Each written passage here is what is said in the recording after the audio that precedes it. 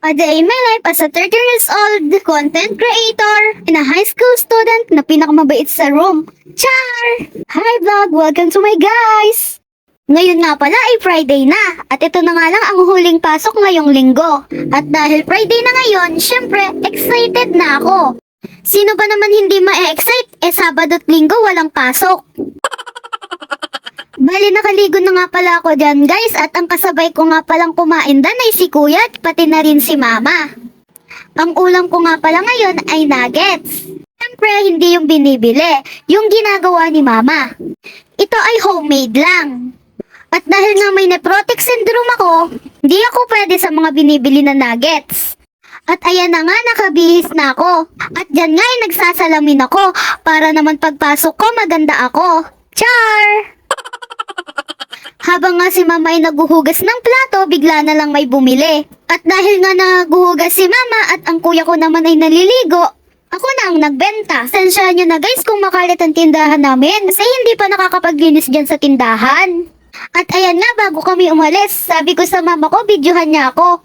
Syempre, kailangan para may video, para may pang-upload ako. Yung gulong ng e-bike nga pala namin ay ayos na. Kaya naman maihahatid na kami ni mama sa school. Doble gastos pa kasi kapag namamasahe kami. Hindi tulad ng inihahatid kami, walang gastos. Alam nyo ba guys na hindi malaki ang konsumo ng e-bike namin?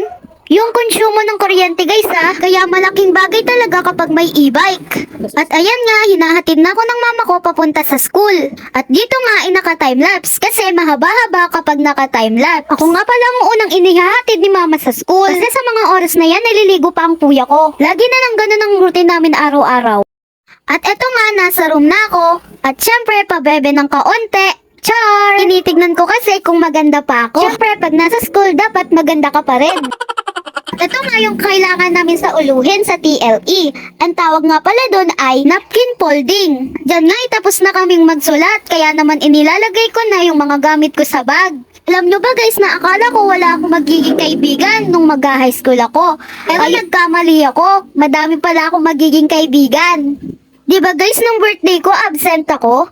Pero nung pagpasok ko, na-surprise ako. Kasi yung mga kaibigan ko, binigyan ako nito.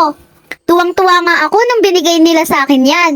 Dahil ibig sabihin mahalaga pala ako para sa kanila. Akala ko nga hindi nila maaalala yung birthday ko. Pero nagkamali uli ako. Kasi nga binigyan nila ako nito. Share nga sila dito Dito na lang guys. Huwag niyong kalimutan na mag-like and follow nyo na rin ako. At syempre tapusin nyo muna yung video bago nyo i-like. Bye-bye!